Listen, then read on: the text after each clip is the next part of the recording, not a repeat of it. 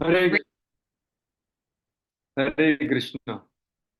सर्व भक्तांचं हार्दिक स्वागत आहे आजच्या या दुसऱ्या सत्रामध्ये, जिथे आपण पुन्हा एकदा श्रीमद भागवतम मधली एक खूप छान, आकर्षक आणि खूप काही शिकवून जाणारी अशी एक सुंदर कहाणी आहे. ती श्रीमद भागवताच्या 6व्या स्कंदामध्ये येते आणि जिथे अजामिल याची कथा शुकदेव गोस्वामी परीक्षित महाराजांना सांगतात. श्रीमद भागवत हा ग्रंथ जीवनामध्ये मनुष्याने काय प्राप्त करावं आणि ते प्राप्त करण्यासाठी येणाऱ्या अडचणी, त्याच्यावर असणारे समाधान, या सगळ्या गोष्टींचा अतिशय छान प्रकारे सुंदर सुंदर गोष्टींमध्ये, ज्या वास्तविक कथा आहेत, ज्या वास्तविक या ब्रह्मांडामध्ये घडल्या आहेत, या सगळ्यांचा एक उदाहरण म्हणून समोर आपल्याला ठेवते आणि त्यातनं आपल्याला शिकवण्याचा प्रयत्न करते. जसं मराठीमध्ये म्हणे ना, लेकी बोले सुने लागेल. तर ह्या कथा आपण व्यवस्थित त्यांचा अभ्यास केला. असं म्हणतात, माझे एक भागवताचे शिक्षक सांगायचे की इथून आपण भगवत धामात जाण्याचा प्रयत्न करतो, पण जशी एखादी नववधू आपल्या घरातून निघून दुसऱ्या घरामध्ये लग्न करून जाते, तिथे गेल्यावर तिला सगळी नवीन माणसं भेटणार आहे. है की नाही? हळूहळू तिला त्या सगळ्या माणसांची ओळख करावी लागते आणि ओळख झाल्यावर मग तिथे राहणं सुखाचं होऊन जातं. पण आपण सर्वजण अशा जगात जाण्याचा प्रयत्न करतो तिथे आपण कोणत्याच माणसाला ओळखत नाही. म्हणजे भगवंतांबद्दल ऐकलंय थोडंफार, पण अशी काय आपली पर्सनल ओळख नाही. जरी भगवंतांशी प्रेम असेल, भगवंतांशी एक संबंध जरी जुडला, तरी तिथे राहणारे बाकीचे जे लोक आहेत त्यांच्याशी आपली ओळख होणं गरजेचं आहे. तर श्रीमद भागवत असा ग्रंथ आहे जिथे ज्यामध्ये खूप साऱ्या भक्तांची कथा आहे, खूप साऱ्या भक्तांच्या प्रार्थना आहेत, त्या आपलं हृदय उघडून सांगतायत. खास करून शुकदेव गोस्वामींनी परीक्षित हे जे मूळ ह्या ग्रंथाचे वक्ता आणि श्रोता आहेत, आणि त्यानंतर यांच्या कथानकामध्ये खूप प्रल्हाद महाराज, ध्रुव महाराज आणि कित्येक सारे भक्त जे भगवत धामात गेलेत अंती, या सगळ्यांच्या जीवनचरित्राचा उल्लेख आहे. त्यांचे जीवनचरित्र आपण व्यवस्थित ऐकू, त्यांच्या मुखातून निघालेल्या प्रार्थना जेव्हा ऐकू, किंवा ते जेव्हा आपला अनुभव आपल्या शब्दामध्ये सांगतील, त्या सगळ्या पात्रांची एक ओळख करण्याची छान संधी आहे. म्हणून श्रीमद भागवत ऍक्च्युली खूप सारे मित्र बनवण्याची संधी आहे. त्याच्यामध्ये खूप सारे असे भक्त आहेत जे आपल्यापेक्षा खूप खूप खूप भक्तीमध्ये पुढे आहेत, त्यांच्याकडे आपण खूप प्रेरणा घेऊ शकतो. ह्या श्रीमद भागवतामध्ये खूप सारे राक्षस पण आहेत. हं, जसं कंसाचं वर्णन आहे, त्यानंतर अ, अश्वत्थामाचं वर्णन आहे, त्यानंतर हिरण्यकश्यपू हिरण्याक्षांचं वर्णन आहे. असे अतिशय विरोधी नकारात्मक चरित्र सुद्धा आहेत. त्यांच्याकडे आपण शिकू शकतो काय करायचं नाही म्हणून. पण कधी कधी रामायणाची जेव्हा आपण कथा ऐकतो, तर रामामध्ये कधी कधी रामासारखं जगायला गेलं तर होत नाही. कारण राम खूपच जास्त आदर्श आहे. रावणासारखा मी आहे का? बिलकुल नाही. रावण खूपच जास्त अनादर्श आहे. मग मी कुठे आहे तिथे? जसं आपण एखादा चित्रपट जेव्हा बघायला जातो, तर चित्रपटामध्ये कळत नकळत आपण कोणत्या तरी पात्राशी आपलं तादात्म्य करत असतो आणि त्या पात्राची आपली ओळख लावल्यामुळे त्या पात्रासोबत जे काही घडतं ते सर्व आपण आपल्याच सोबत होतंय अशी एक कल्पना करायला लागतो. आणि त्या पूर्ण 3 तासाच्या चित्रपटामध्ये जेवढ्या काही घटनांमधून ते पात्र जाते, त्या सगळ्या घटनांमधून जसं की आपण पण जातोय असा आपला अनुभव असतो आणि आपण सुद्धा त्या भावनांचा उद्रेक अनुभव करू शकतो. श्रीमद भागवतामध्ये खूप वेळा खूप उच्च भक्त आहेत, त्यांची तुलना आपण करू शकत नाही, त्यांच्याशी तादात्म्य करू शकत नाही. खूप निकृष्ट दर्जाचे राक्षस गण पण आहेत, त्यांच्याशी आपण तादात्म्य करू शकत नाही. पण श्रीमद भागवतामध्ये हे दोन्ही उदाहरणं सकारात्मक नकारात्मक दाखवण्यासाठी अतिशय टोकाची भूमिका घेणारे आहेत. पण त्याच सोबत याच श्रीमद भागवतामध्ये अशी खूप सारी उदाहरणं आहेत जी तुमच्या आणि आमच्यासारखी आहेत, जी इच्छा चांगल्या आहेत, भक्ती करायची आहे, मनावर नियंत्रण करायचं आहे, एक चांगला व्यक्ती बनायचं आहे, प्रयत्न करतोय, पण कुठे कुठे कमी पडतो. मराठीमध्ये एक म्हण आहे, कळतंय पण वळत नाही. सगळ्यांना माहिती. आता मी जर तुम्हाला विचारलं चॅट बॉक्स मध्ये लिहा, किती लोकांसोबत असं होतं खूप वेळा, की कळतंय काय केलं पाहिजे, काय नाही केलं पाहिजे, काय चांगलं आहे, काय बरोबर आहे, काय योग्य आहे, काय अयोग्य आहे, पण तरीही वळत नाही. त्या दिशेने पाऊल उचलण्याची किंवा त्या दिशेने वागण्याची शक्ती नाहीये, किंवा त्या समजतंय की हे चुकीचं आहे, पण पुन्हा पुन्हा त्याच चुका करतोय. असं किती लोकांसोबत झालंय. चॅट बॉक्स मध्ये अगर झालंय तर म्हणला हो, नसेल झालं तर नाही म्हणून. Okay. Thank you, thank you, thank you, thank you, thank you. खूप साऱ्या भक्तींनी पटापट रिप्लाय केलाय. सगळे झूमशी आणि ऑनलाईन क्लासेसशी फार निगडीत असे दिसत आहेत. सारंग प्रभू, दिव्या माताजी, मनीषा, व्रजसेविका माताजी, प्रिय राधा, लीना, कृपा, निखिल, अर्चना, थँक्यू, थँक्यू, ललिता, गणेश, पूर्वा, हरेश, सगळ्यांचं म्हणणं आहे की हो हो प्रभूजी, खूप वेळा असं होतं, कळतंय पण वळत नाही. तर असंच एक उदाहरण श्रीमद भागवतामध्ये आहे, ती आहे अजामिलचं. जे तुमच्या आणि आमच्यासारखंच आहे. त्याच्याशी आपण खूप आपला संबंध स्थापित करू शकतो. आपली स्वतःची मानसिकता त्याच्या मानसिकतेमध्ये बघू शकतो. त्याच्या आयुष्यामध्ये जगताना आपणही आपलं आयुष्य जगून बघू शकतो आणि त्याचे सगळे अनुभव आपल्या अनुभवांसारखेच आहेत. आणि जेव्हा आपण त्याची कथा मन लावून, ध्यान देऊन, आत्मपरीक्षण करत करत, त्याची सायकॉलॉजी, त्याची मनोवृत्ती अभ्यास करत करत जेव्हा वाचू, तेव्हा हे भागवत आपल्यासमोर आरसा म्हणून उभं राहील. आणि आरशामध्ये आपल्या सगळ्या चुका अतिशय स्पष्टपणे दिसतील सुद्धा. पण तेच श्रीमद भागवत ती कथा जेव्हा पुढे घेऊन जाईल, तेव्हा आपल्या सध्याच्या परिस्थितीमध्ये जिथे आपल्याला कळतंय पण वळत नाही, यातनं बाहेर कसं पडायचं, याचा सुद्धा समाधान श्रीमद भागवत आपल्याला देणार. म्हणून असं म्हणतात की मद एक बंधो मत संगी. सनातन गोस्वामी सांगतात की श्रीमद भागवत जे आहे, मत एक बंधो, माझा जरी एक कोणी खास मित्र असेल ना, तो श्रीमद भागवत आहे. मत संगी, जर कोणी माझा पार्टनर असेल, जो नेहमी माझ्यासोबत राहतो, ते श्रीमद भागवत आहे. का? कारण खरा मित्र म्हणजे काय? जो बिंदास आपल्या तोंडावर बोलू शकतो, बाबा तुझं हे चुकतंय बरं का, हे बरोबर नाहीये. आणि जेव्हा आपण अतिशय खालच्या परिस्थितीत असू, खालच्या चेतनेमध्ये असू, अतिशय अवस्थेमध्ये असू, तिथे हात देऊन आपल्याला वर पण काढेल. तू घाणेरडा, आता नीच झालायस, आता तुझ्याकडून मी राहणार नाही, असं म्हणून सोडून जाणार नाही. त्याला म्हणतात खरा मित्र. त्यानंतर गोस्वामी सांगतात की हे श्रीमद भागवतम माझा खरा मित्र आहे. म्हणजे मला वेळोवेळी आरसा सुद्धा दाखवणार आहे आणि माझा तिरस्कार करणार नाही. मी जसं आहे तसं मला स्वीकार सुद्धा करणार आणि तिथून पुढे जाण्यासाठी सुद्धा मदत करणार. तर श्रीमद भागवत हे फक्त एक पुस्तक आहे असं कधीच समजू नका. आपले सगळे पूर्वज, आपले सगळे संतगण, आचार्य यांनी गीता आणि भागवताला एवढं महत्व का दिलंय? गीता, भागवत करीती श्रवण अखंड चिंतन विठोबाचे, असं तुकाराम महाराज का म्हणतात? कारण हे ग्रंथ म्हणजे फक्त पुस्तकं नाहीत. फक्त काळा पांढर दिसणारी शाईने छापलेली फक्त एक कादंबरी नाही, तर हे साक्षात भगवंताचे शब्द आहेत, भगवंतांचं रूप आहे. हम्म. तथा कलो प्रवृत्ते सम्मोहाय सुरदुषाम, सॉरी, भागवतामध्ये स्वतः म्हटलंय जेव्हा भगवंत आपलं धामी निघून गेले, तेव्हा भगवंतांची जागा कोणी घेतलीये?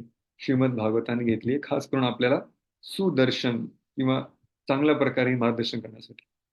तर ही होती प्रस्तावना आपल्या ह्या नवीन कथनाकाची, जे आपण आज, उद्या आणि परवा घेणार आहोत. मागच्या वेळी आपण सुद्धा 3 दिवसाचं गजेंद्रची कथा बघितली. त्यावेळी सुद्धा आपण 3 दिवस बघणार आहोत. पण खूप साऱ्या व्यक्तींचे खूप रिप्लाय आले, खूप सारे प्रतिसाद आले, युट्यूबवर आले, व्हॉट्सअपवर आले, चॅनलच्या द्वारे आले. आणि सगळ्यांचं एकच म्हणणं होतं की प्रभूजी हे करत राहा तुम्ही, आणि मराठीमध्येच करा. हिंदी बिंदी नको आम्हाला, मराठीमध्ये बरं वाटतं. तर प्रयत्न राहील की प्रत्येक 15 दिवसांनी आपण भागवतातल्या कथानकांमधून शिकण्याचा प्रयत्न करू. पण असं म्हणतात की जेव्हा आपण कोणत्याही क्लासेसला, कोणत्याही शाळेत किंवा कॉलेजमध्ये जातो, तिथे थोडंसं आदान प्रदान पण झालं पाहिजे. ठीक आहे नाही? कोणी विचार करत असेल की प्रभूजी तुम्ही काही फीज मागणार आहे का आमच्याकडून? फीज नाही मागणार आहे. हे आध्यात्मिक ज्ञान आहे, फ्रीच आहे. पण 3 दिवसानंतर काही प्रश्न मी तुम्हाला पाठवणार आहे, चॅनलवर असतील. ते प्रश्नची उत्तर तुम्ही लिहून पाठवायची, कशी पाठवायची, काय पाठवायची, सगळं सांगितलं जाईल. पण आज ते आज का सांगतोय? कारण जेणेकरून 3 दिवस तुम्ही लक्ष देऊन ऐका आणि हे प्रश्न आपल्या स्वतःच्या आयुष्यच सांभाळण्यासाठी, सावरण्यासाठी खूप महत्वाचे असणार. ओके, तर आपण आजच्या प्रेझेंटेशनला सुरुवात करूया. मी जर स्क्रीन तुमच्या समोर शेअर करतोय.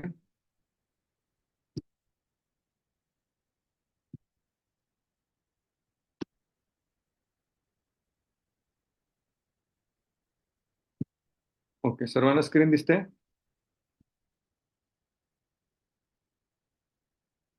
तर आपण या कथानकाला नाव दिलंय सेकंड चान्स.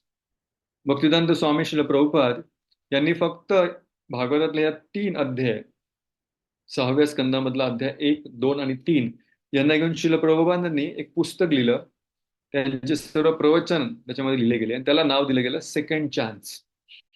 सेकंड चान्स म्हणजे पुन्हा एकदा एक संधी, आणखी एक संधी अजामिलला दिली गेली. झालं त्याचं पतन, पण त्या पतनापासून परमगतीपर्यंतची त्याची जी प्रवास आहे, त्या प्रवासाचं वर्णन त्याच्यामध्ये आहे. आणि शिल प्रभुपादांनी त्याच्या जे लेक्चर्स दिले आहेत, जे तात्पर्य दिले आहेत, ते अतिशय पूरक आहेत, जे आपल्याला सुद्धा आपल्या जीवनामध्ये एक सेकंड चान्स देऊ शकते. पण हा श्लोक माझ्या म्हणण्याचा प्रयत्न करायचा आहे. हा 6व्या स्कंदातल्या पहिल्या अध्यायातला 6वा श्लोक आहे. अधोनेह महाभाग यथैव नरकान्नरः नानोग्र यातनान्यात् तन्मे व्याख्यातुम अर्हसि. कोणी वाचेल भाषांतर जे खाली लिहिलंय? हात वर केला तर मी तुम्हाला अनम्यूट करेन. ओके, समीक्षा माताजी. हरे कृष्ण प्रभूजी. अ, हे अत्यंत भाग्यवान आणि ऐश्वर्यवान शुकदेव गोस्वामी, आता कृपया मला सांगा की ज्या नरक सदृश्य परिस्थितीत मनुष्यांना भयंकर यातना भोगाव्या लागतात, त्या परिस्थितीतून त्यांची सुटका कशी करता येईल? तर 5व्या स्कंदामध्ये म्हणजे जस्ट हा स्कंद चालू होण्याच्या आधी शुकदेव गोस्वामींनी पूर्ण संसारामध्ये जे नरक आहेत, त्या नरकाचे विश्लेषण केलं अतिशय विस्तार रूपामध्ये. किती प्रकारचे नरक आहेत, कोणत्या प्रकारचे लोक तिथे, त्यांना काय काय शिक्षा दिल्या जातात.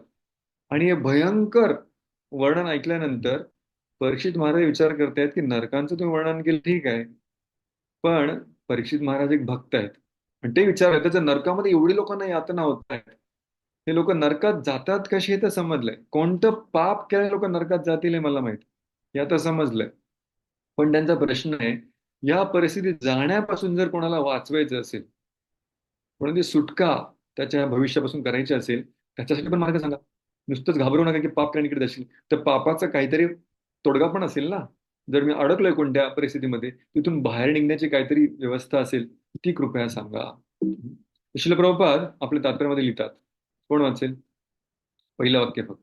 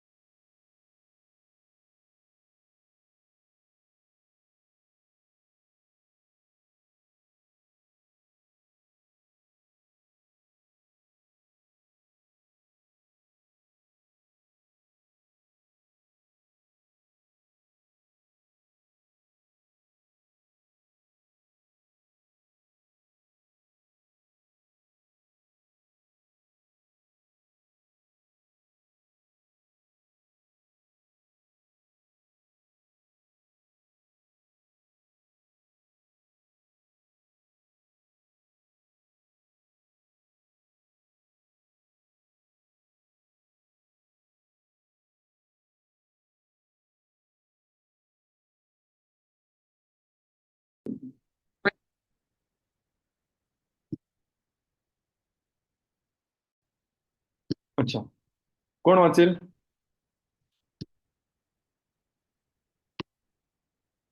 पूर्वा माताजी. झालं का? परीक्षित महाराजांना शुकदेव गोस्वामींकडून हे जाणून घेण्याची तीव्र इच्छा होती की मानव जातीला नरकात जाण्यापासून कसे वाचवता येईल. हरे कृष्ण. पुढे वाचा, पुढचं कोणाचं? तिन्ही लाईन.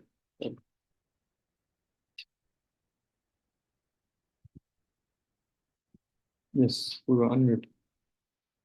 शुकदेव गोस्वामींनी लोक नरकायातनेत कसे प्रवेश करतात हे आधीच स्पष्ट केले होते आणि त्यातून त्यांना कसे वाचवता येईल हे देखील ते समजून सांगू शकत होते. बुद्धिमान माणसांनी या सूचनांचा लाभ घेतलाच पाहिजे. तर प्रभुपाद तात्पर्यामध्ये लिहित आहेत की शुद्ध गोस्वामींनी नरकात प्रवेश कसं करते सांगितलं, त्यातनं बाहेर कसे येते हे पण ते सांगू शकतात, हे परीक्षित महाराजांना माहित होतं. आणि म्हणून त्यांना विचारतं की यातनं बाहेर निघण्याचं समाधान द्या. प्रभुपाद सांगतात की बुद्धिमान माणसांनी ह्या सूचनांचा लाभ घेतलाच पाहिजे. Intelligent people must take advantage. हे जे कथानक आहे हे फक्त परीक्षा आणि शुद्धीकरणासाठी लागू नाही. जसं भगवद्गीता हा जो ग्रंथ आहे, कधी कधी लोक म्हणतात की हे फक्त दोन भावांमधलं डिस्कशन आहे. एक आत्याचा मुलगा एक मामाचा मुलगा, मग दोन जण चर्चा करतात, त्यामध्ये आपण कशाला नाक खुपसतोय. पण प्रभुपादजी सांगतात की हा फक्त दोन भावांमधला संवाद नाही. अर्जुन फक्त निमित्त आहे, पण त्याच्या प्रश्नांमधनं आपल्याच प्रश्नांना दुजोरा तो देतोय आणि भगवंत जे उत्तर देतात ते आपल्यासाठी आहेत. जशी गाय वासरासाठी दूध देते, पण त्यासोबत त्या दुधाचा फायदा माणसाला सुद्धा होतो, इतरांना सुद्धा होतो. तसंच अर्जुन इथे वासरू बनलाय, भगवंत गाय आहे, भगवंत गोपाल आहेत आणि गाय म्हणजे सर्व वैदिक शास्त्रांचा सार आहे आणि ते सार दुधाच्या रूपाने दिलं जातोय. तसंच श्रीमद भागवतामध्ये परीक्षित एक निमित्त बनले आणि ते प्रश्न विचारणारे आपल्या सर्वांच्या फायद्यासाठी. म्हणून प्रभुपाद सांगताय की बुद्धिमान माणसांनी या सगळ्या सूचनांचा लाभ घेतलाच पाहिजे. कारण नारकीय यातना जे आहेत ते इतक्या भयानक असतात. आपल्याला ह्या भूतलावर काही त्रास झाला, कधी माणसाला खूप जास्त त्रास झाला, माणूस काय प्रार्थना करतो, देवा मला घेऊन जात, आता मला मरण द्या, आता मला सहन नाही होत, माझी शक्ती संपली. आणि खूप यातना झाल्या तर कधी माणूस आपला देह सोडतो सुद्धा.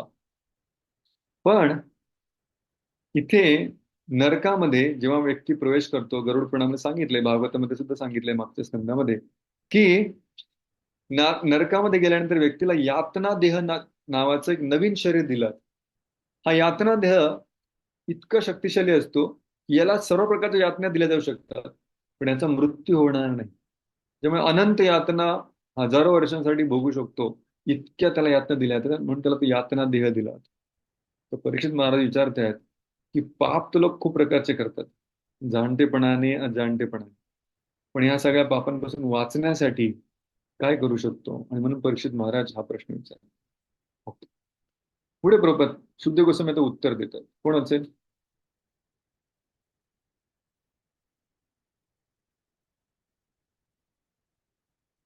शुद्ध गोस्वामी खूप छान उत्तर देतात.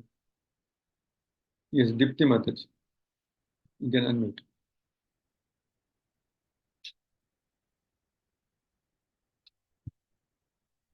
दीप्ती माताजी, कॅन यू स्पीक? येस, पुन्हा एकदा अनम्यूट करा. बोला. हरे कृष्ण. शुकदेव गोस्वामी म्हणाले, हे प्रिय राजा, जर एखाद्याने या जन्मात आपल्या मनाने, वाणीने आणि शरीराने केलेली सर्व अधार्मिक कृत्ये मनुसंहिता आणि इतर धर्मशास्त्रांमध्ये वर्णन केल्यानुसार योग्य प्रायश्चिताने पुढच्या मृत्यूपूर्वी निष्ब्रह्म केली नाहीत, तर तो मृत्यूनंतर निश्चितपणे नरक लोकात प्रवेश करेल आणि मी तुम्हाला पूर्वी वर्णन केल्याप्रमाणे भयंकर यातना भोगेल. शुद्ध गोस्वामी सांगतात, बाबा जर पाप केलं असेल तर नरक लोकात जाणारच जाणार. खास करून केव्हा, जर त्याने मृत्यू येण्याआधी, मृत्यूपूर्वी जर आपल्या सर्व पापांचं काय केलं नाही, प्रायश्चित्त केलं नाही. मनुसंहिता किंवा दिलेल्या धर्मशास्त्रानुसार, वेदांनुसार जे काही प्रायश्चित्त सांगितलेत, ते प्रायश्चित्त जर केले नाही तर कोणताही व्यक्ती नरकापासून वाचू शकत नाही. आता वैदिक शास्त्रांमध्ये प्रत्येक पापासाठी वेगवेगळ्या प्रकारची प्रायश्चित्त दिली आहेत. खूप वेळा आपण ब्राह्मणाकडे जाऊन सांगतो की बाबा बघा आमची कुंडली, आमचं वास्तू बघा, हे बघा ते बघा, आणि विचारतो की काय प्रॉब्लेम आहे, का मला एवढा त्रास होतो.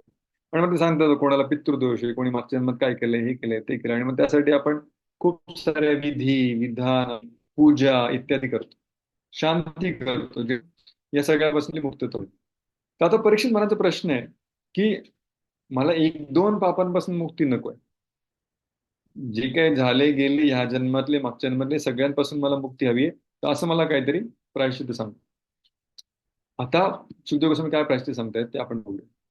ओके, आता मी तुम्हाला सरळ भागवत ग्रंथच ठेवत आहे.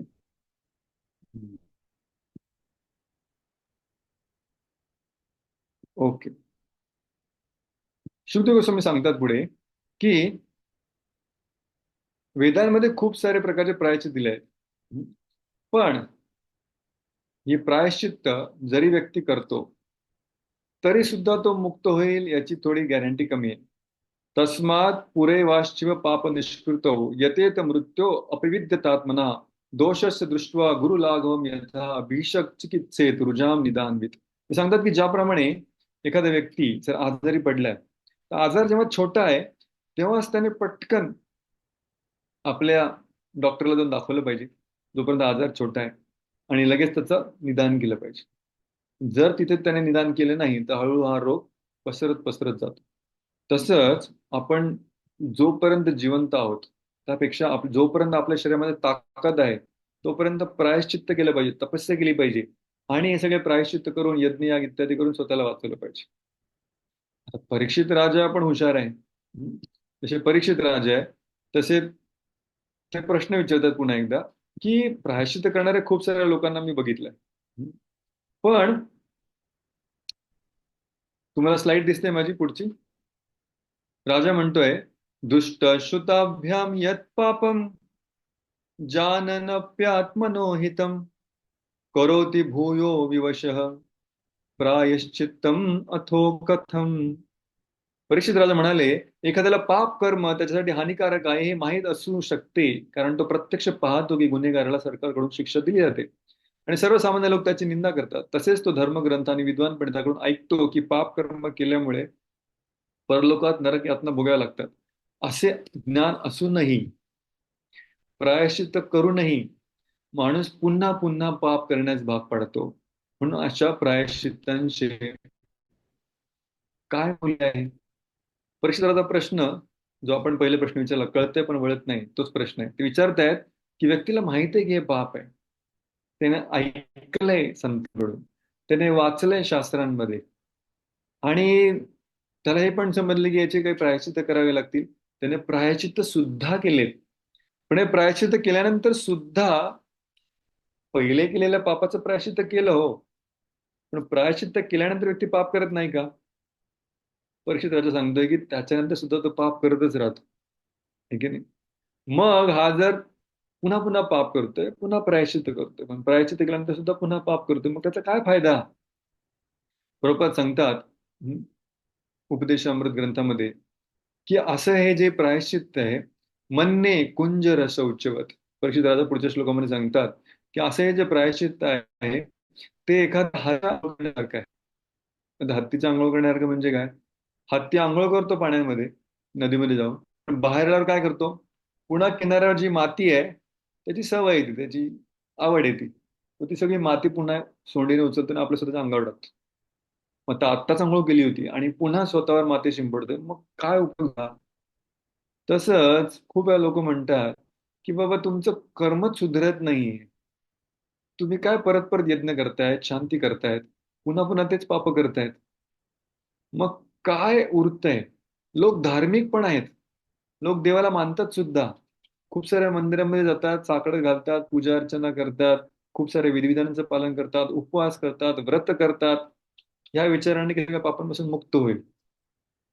केलेलं मागचं पाप कदाचित मुक्त होत पण असेल, परीक्षित राजा सांगतात, पण पुन्हा हृदयामध्ये पाप करण्याची इच्छा होणार नाही, हे कशावरून? आणि म्हणून ते विचारतायत की अशा प्रायश्चित्ताचं काय काम, जर हे प्रायश्चित्त व्यक्तीला पुन्हा पाप करण्यापासून वाचवत नसेल तर? प्रश्न समजलाय? अतिशय गहन प्रश्न आहे हा. की परीक्षित राजा विचारतायत की प्रायश्चित्त केल्याने मागचं पाप धुतलं जाते, पण पाप करण्याची जी इच्छा आहे मनामध्ये ती जात नाहीये. जसं समजा एखाद्या मुलाला काही चूक केली, त्याला आई मारेल, बदडेल, त्याला शिक्षा देईल, पण आईचा मुख्य उद्देश काय आहे? केलेल्या चोरीबद्दल किंवा केलेल्या चुकीबद्दल फक्त पनिशमेंट करणं हा उद्देश आहे का? नाही. आईचा उद्देश काय आहे की मुलाने परत अशी चूक करू नये. तर परीक्षित विचारतात, असं काहीतरी सांगा की पुन्हा मनुष्य पाप करणार नाही. शुकदेव सांगतात, हो, मला माहित होतं तुला हे उत्तर आवडणार नाही, कारण तू सुज्ञ श्रोता आहेस, म्हणून मी तुला सांगतो की नुसतंच प्रायश्चित्त करून काय होणार नाही. वैदिक कर्मकांड करून कोणाची पापवृत्ती नष्ट होत नाही हे राजा. म्हणून जर खरं काही प्रायश्चित्त असेल तर ते आहे विमर्शनम. आता विमर्शनम म्हणजे काय? विमर्श शब्द आपण ऐकलाय, ठीक आहे नाही? जेव्हा आपण एखाद्याशी चर्चा करतो, विचार विमर्श म्हणतो आपण. विचारविमर्श म्हणजे काय? झालेल्या गोष्टींचा आढावा घेऊन त्यातनं ज्या व्यक्ती शिकतो आपल्या अनुभवातून, त्याला म्हणतात विमर्शन. त्याला म्हणतात ज्या व्यक्तीला ज्ञान येतं ना, तेव्हा ते असणं वाचतो. पण शुभदेव गोस्वामी सांगतात की हे विमर्शन किंवा ज्ञान हे पण खूप जास्त दिवस टिकत नाही. विमर्शनाने पाप जाळणं म्हणजे असं आहे की सर जंगलामध्ये आग लागावी आणि सगळी झाडं जळून जावी. आता ते जंगल जे वनव्यामध्ये जळून गेलंय ते कधीच हिरवगार होत नाही का? ते हिरवगार होतं ना. त्याचे बीज पडलेले असतात जमिनीमध्ये. जेव्हा पुढचा पाऊस येईल, जसं आता पाऊस चालू झालाय, पुन्हा ते हिरवगार होईल. तसंच शुद्ध गोस्वामी सांगतायत, खूप विचार विमर्श करून सुद्धा कधी कधी व्यक्ती पापापासून थोड्या वेळासाठी दूर राहू शकतो, पण पूर्ण वेळ नाही. काही वेळाने असा सुज्ञ व्यक्ती सुद्धा पापामध्ये लागतो. जेव्हा मी कॉलेजमध्ये होतो तेव्हा माझ्या टीचरला प्रश्न विचारला होता की तुम्ही एवढ्या वर्ष आम्हाला गीता शिकवली, सगळी आम्हाला समजली, की वाटतंय की समजते, आणि आम्हालाही वाटतंय की आम्ही या रस्त्याने चालले पाहिजे, किंवा गीता वाचली पाहिजे, किंवा त्यानुसार आध्यात्मिक जीवन जगलं पाहिजे, नाम जप केला पाहिजे.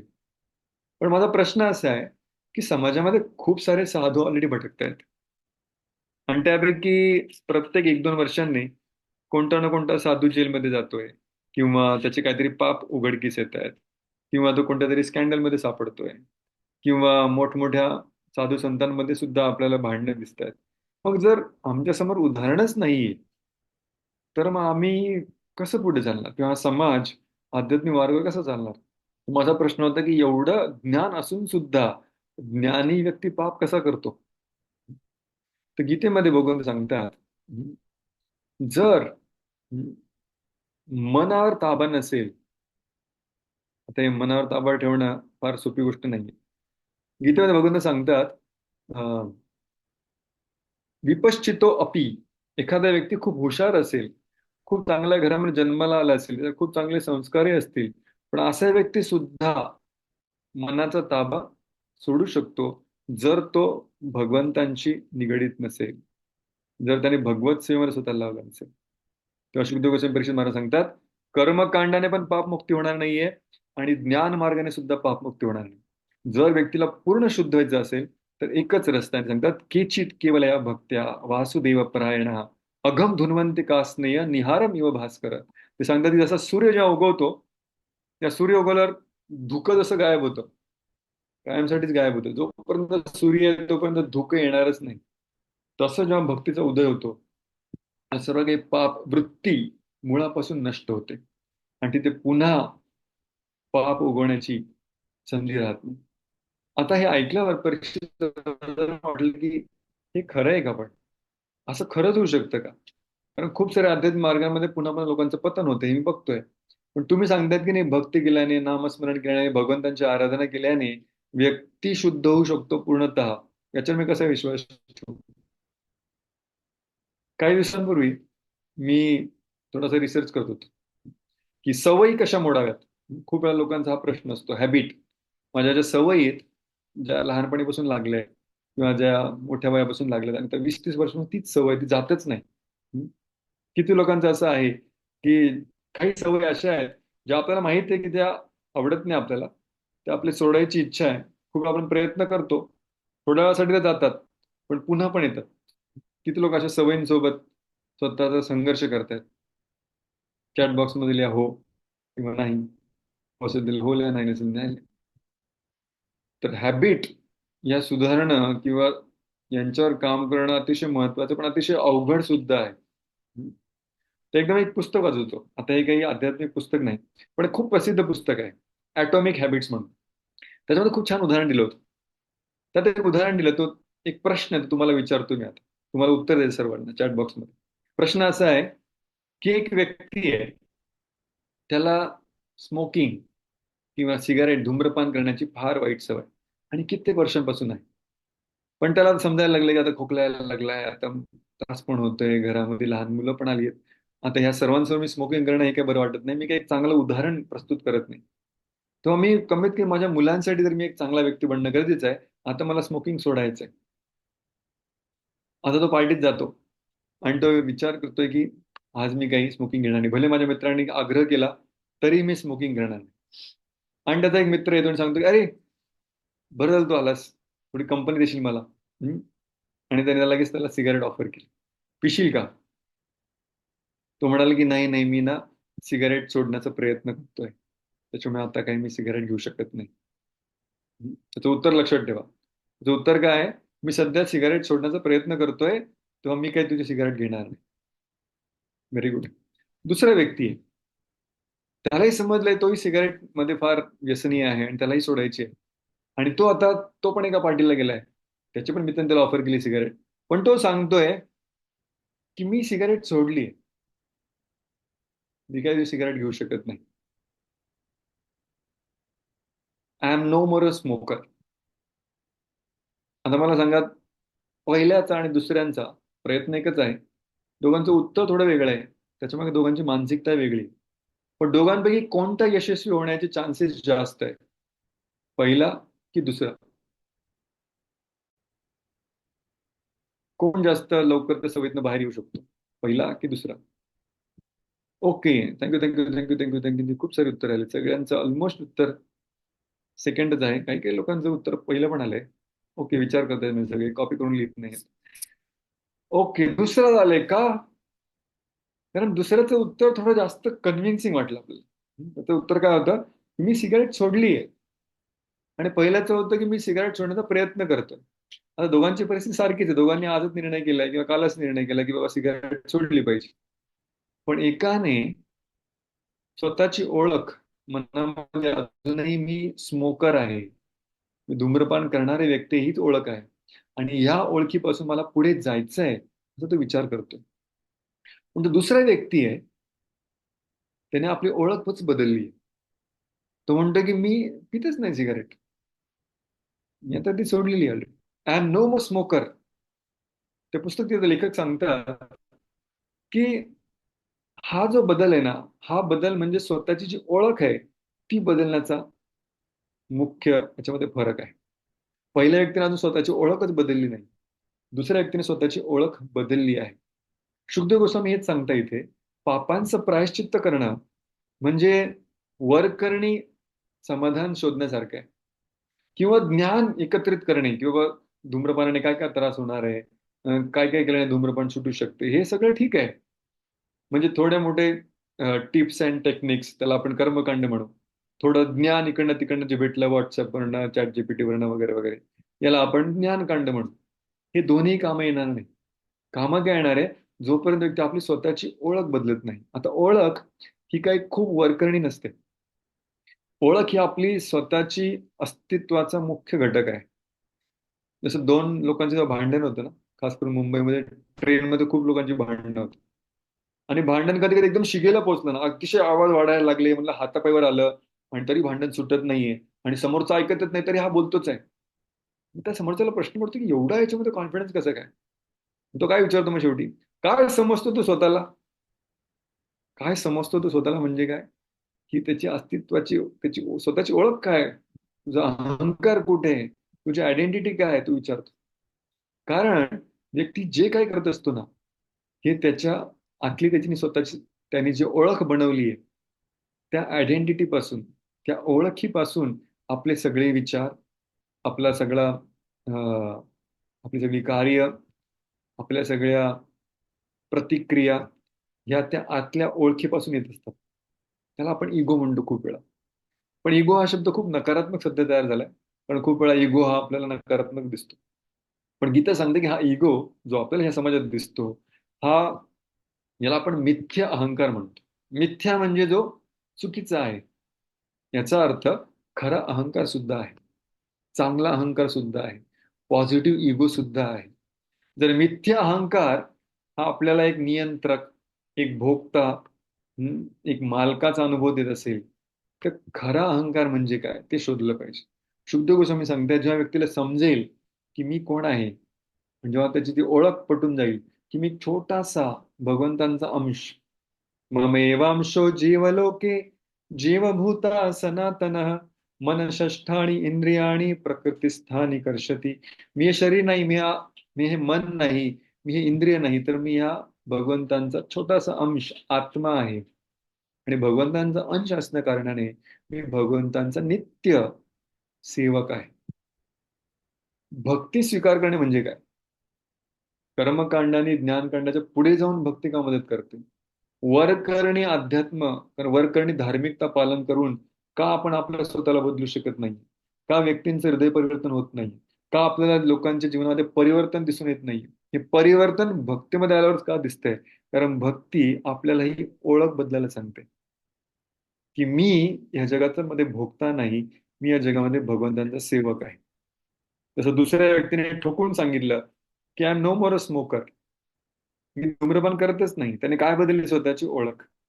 जोपर्यंत हा बदल होत नाही ना आतमध्ये, जो आपली स्वतःची ओळख बदलत नाही, तोपर्यंत आपले प्राधान्यता, तोपर्यंत आपल्या सवयी, तोपर्यंत आपले विचार, तोपर्यंत आपली मनोवृत्ती बदलणार नाही.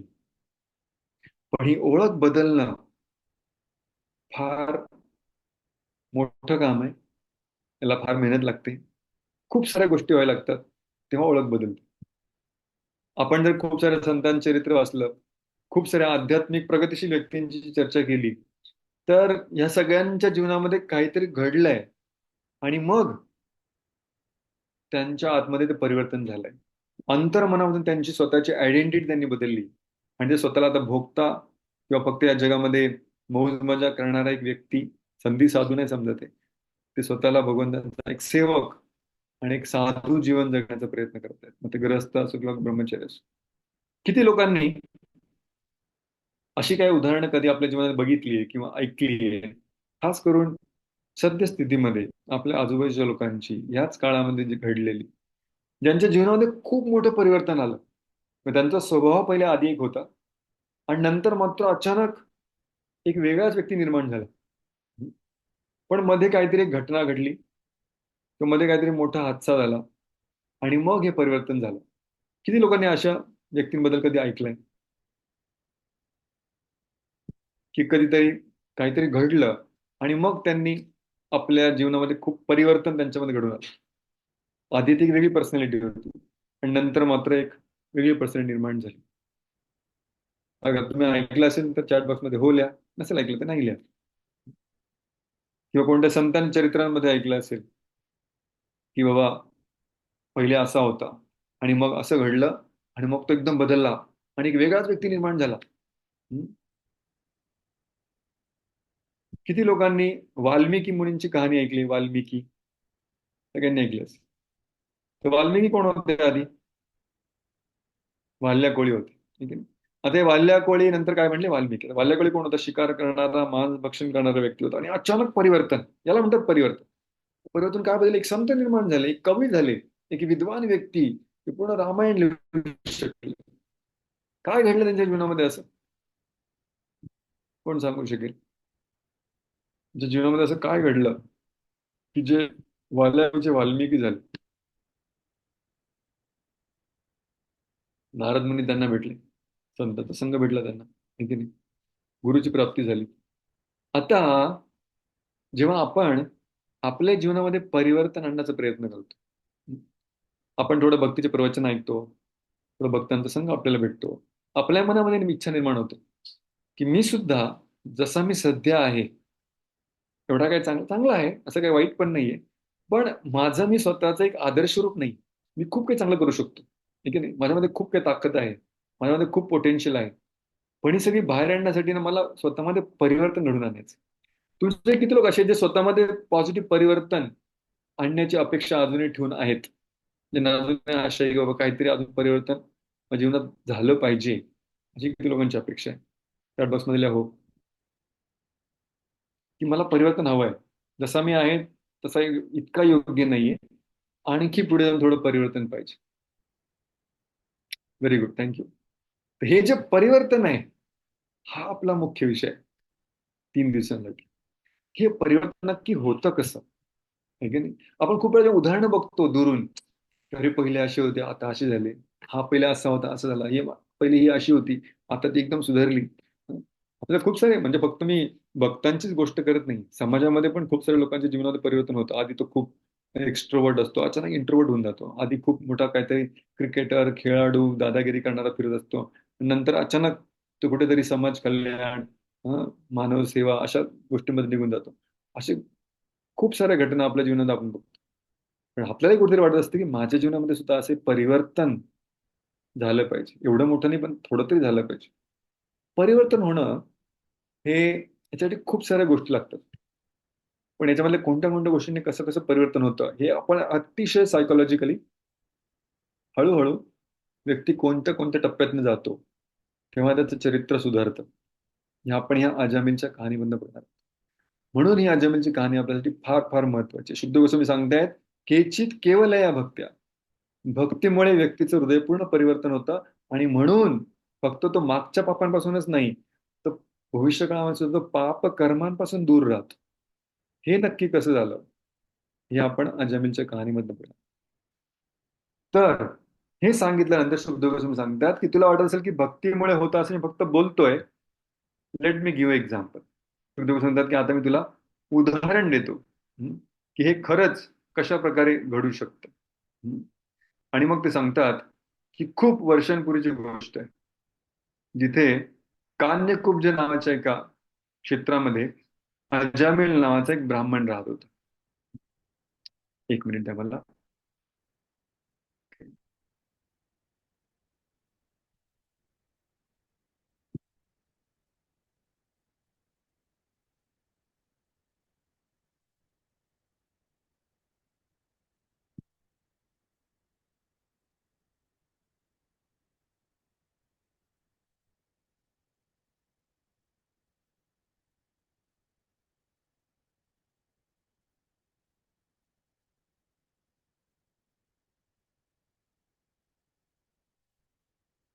तुम्हाला पॉवर पॉईंट दिसतोय?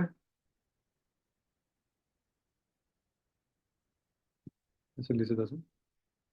Just a second.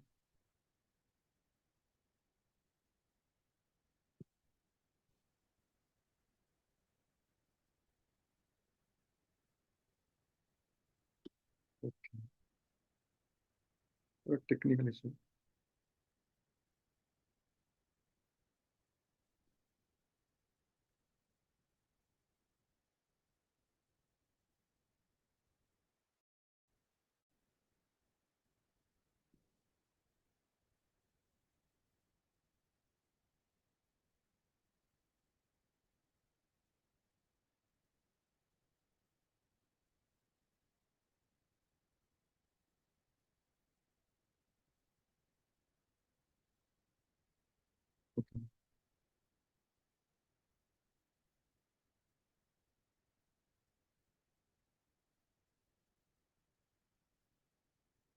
Okay, slide दिसते.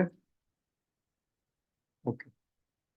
तर इथे शुद्ध गोस्वामी आता एक कथानक चालू करते. सांगते कान्यकूप नावाच्या क्षेत्रामध्ये एक ब्राह्मण पुत्र होता, ज्याचं नाव होतं अजामिल. आता अजामिल ब्राह्मण असल्यामुळे याच्या घरी सर्व धार्मिक संस्कार होते त्याला, आणि आध्यात्मिक संस्कार त्याला लहानपणीपासूनच मिळाले होते. आणि खास करून शास्त्रांचं अध्ययन, मंत्र उच्चारण, गुरुच्या आश्रमामध्ये जाऊन सर्व शास्त्रांचं अध्ययन, हे सगळं त्या ब्राह्मण पुत्राने अभ्यास केला होता. आणि या सगळ्या संस्कारांमुळे त्याच्या मनावर अतिशय चांगले छाप पडले होते, ज्याचं खूप सुंदर चरित्र निर्माण झालं होतं. आणि ह्या चरित्रामुळे हा अजामिल त्या पूर्ण क्षेत्रामध्येही प्रसिद्ध होता. शुद्ध गोस्वामी सांगतात पुढे की प्रभुपाद तात्पर्य सांगतात की भक्तीचे जे बीज आहे हे बालपणीच मुलांच्या मध्ये पेरलं गेलं पाहिजे. का? कारण नंतर संस्कार करणं फार अवघड जातं. पण हा व्यक्ती एका भक्ताच्या घरामध्ये, ब्राह्मणांच्या घरामध्ये राहत होता. त्याला सर्व प्रकारचे संस्कारही मिळाले होते, आणि हे सगळे संस्कार प्राप्त झाल्यामुळे त्याच्या मनामध्ये भक्तीचं बीज खूप सुरुवातीलाच पेरलं गेलं. आता शुद्ध गोस्वामी सांगतायत की एवढं भक्तीचं बीज पेरलं गेलं असताना सुद्धा पुढे जाऊन याचं जे पतन होणार आहे याच्याबद्दल आपल्या सर्वांना कहाणी माहित आहे. शुद्ध गोस्वामी सांगतात की भक्ती जेव्हा आपण करतो ती भक्ती कधीही वाया जात नाही. कारण बाकी सर्व गोष्टी केलेल्या या नष्ट होऊ शकतात, पण केलेली भक्ती मात्र कधी नष्ट होत नाही. का? कारण भगवंत नेहमी त्या भक्तीचं संरक्षण करत असतात. ते सांगतात की पुढे हा अजामिल जो आहे, जेव्हा गुरुकुलामधून शिकून बाहेर परत येतो, हम्म, नामना नष्ट सदाचारो दास्या संसर्ग दूषित, ते सांगतात की हा अजामिल पुढे जाऊन जेव्हा घरी येतो, तेव्हा वडील त्याचं लग्न करून देतात. त्याचं लग्न होतं अतिशय एका सुसंस्कृत मुलीचे लग्न करून दिलं आणि चांगल्या प्रकारे त्यांचा संसारही चालू असतो. पण वडील ब्राह्मण आहेत, घरी यज्ञ याग वगैरे होतात आणि ते यज्ञांसाठी हा अजामिल एक दिवस संविधा गोळा करण्यासाठी हम्म, त्याला जंगलात पाठवलं जातं. आणि जंगलामध्ये जेव्हा हा ती सगळी लाकडं जमा करण्यासाठी जातो, तर अनायासे जंगलामधनं परत येताना एक दिवस तो बघतो की रस्त्यामध्ये एक क्षुद्र स्त्री, क्षुद्र म्हणजे अतिशय अं, नीच जातीची, नीच कर्म करणारी आणि खास करून ज्याला आपण नोकरदार म्हणतो अशा प्रकारच्या घराण्यातली स्त्री, जी का अनोळखी पुरुषासोबत संबंध करताना त्याला दिसते. हे दोघं एकमेकाला आलिंगन करतायत, एकमेकाचे पापे घेतायत, दारू पितायत, गाणे गातायत, हसतायत. बरोबर लिहितात की इथे अजामिलला एक विचित्र चित्र बघायला भेटते, जिथे हे व्यक्ती अर्थात साक्षात एक खूप म्हणजे निकृष्ट दर्जाचं कार्य करत आहेत, पण मात्र हसत आहेत, दारू पित आहेत, मदिरेमध्ये मत्त आहेत. त्या दोघांचे डोळे फिरतायत डोक्यामध्ये आणि हे सगळं चित्र अजामिल बघतोय. आणि त्यांच्या ह्या प्रसंगाला बघून अजामिलचं मनही भटकायला लागतं. आता अजामिल सुसंस्कृत आहे, त्याला समजतं की माझं मन भटकतंय, हे मी काय बघतोय आणि याचे माझ्या मनावर काय परिणाम होत आहेत. आणि तो सगळे मंत्र आठवण्याचा प्रयत्न करतो, सगळे श्लोक आठवण्याचा प्रयत्न करतो, जे काही त्याच्या वडिलांनी त्याच्या गुरूंनी जे काही शिकवलं होतं, जे काही शास्त्रामध्ये वाचलं होतं, सगळं काय आठवण्याचा प्रयत्न करतो. पण कुठेही त्याच्या मनाला आश्रय मिळत नाही आणि त्याचं मन आणखी आणखी विचलित होत आहे आणि तो ते दृश्य बघत राहतोय. आणि बघता बघता त्या स्त्रीचे सर्व वस्त्र पण हळूहळू ढिले व्हायला लागतात आणि हा अजामिलला आता इतका कामदेवाचा बाण त्या हृदयामध्ये घुसतो. अजामिल तिथून पळतो, घरी पोचतो, पण घरी आल्यावर सुद्धा त्याच्या मनामध्ये तेच दृश्य पुन्हा पुन्हा पुन्हा पुन्हा पुन्हा पुन्हा फिरतंय. आणि आता अजामिल संपूर्णपणे त्याचं मन या दृश्यामध्येच प्रलोभित झालंय. तर हे दुसरी टप्पा आहे अजामिलच्या जीवनात. तर पहिला टप्पा खूप चांगला होता, आध्यात्मिक संस्कार झाले, लहानपणीच झाले, सर्व काही मंत्र पठण केलंय, शास्त्र वाचन केलंय, गुरुची सेवा केली, वडिलांची पण सेवा केली आहे, भक्तीचे संस्कार झाले. पण हा भक्ती केलेला व्यक्ती सुद्धा जेव्हा प्रलोभनांच्या समोर जातोय, तिथे त्याचंही मन भटकतंय. भागवतामध्ये एक ठिकाणी वर्णन आहे की जो योगी आहे त्याने फार सतर्क राहणं गरजेचं आहे. योगीचं मन म्हणजे जंगलातनं पकडून आणलेला एखादा हिंस्त्र प्राणीसारखे आहे. सर्कससाठी कधी कधी शिकारी जंगलात जाऊन शिकार पकडून आणतात आणि त्याला खूप उपाशी ठेवतात, त्याला खूप मारतात, त्याच्यावर खूप अत्याचार करतात आणि मग त्याच्याकडनं एक एक कसरत करून घेतात आणि मग तो खेळ करण्यासाठी समोर येतो. पण जेव्हा जेव्हा हा त्याचा जो ट्रेनर असतो, रिंग मास्टर, जेव्हा जेव्हा त्या प्राण्यासोबत जातो तेव्हा तो अतिशय सतर्क राहतो. त्याला माहिती काही पण झालं तरी हा जंगली पशु आहे. भले हा वर्षभरापासून आमच्यासोबत राहतोय, याचा अर्थ असा नाही की याने आपला जंगली स्वभाव सोडला आहे, त्याचा हिंस्त्र स्वभाव याने सोडलेला नाही. हा सध्या त्याची मजबुरी आहे, त्याच्यावर जबरदस्ती आहे म्हणून तो अशा प्रकारे वागतोय. पण याला जेव्हा जेव्हा संधी मिळेल तेव्हा तो पुन्हा आक्रमण करू शकतो.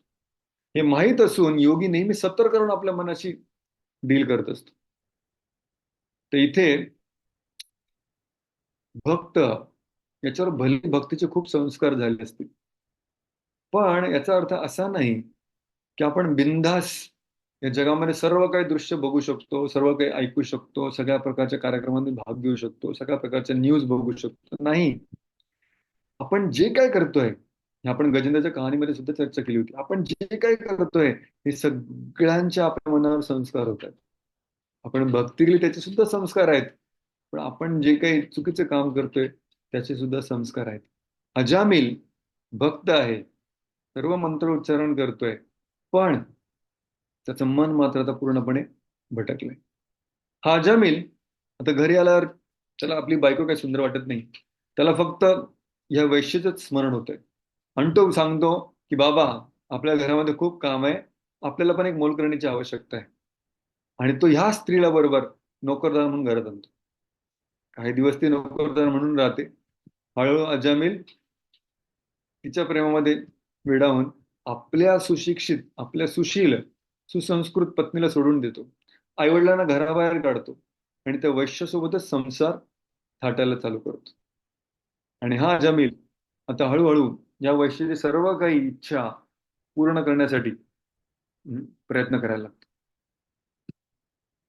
अच्छा, स्क्रीन दिसते का तुम्हाला? ओके.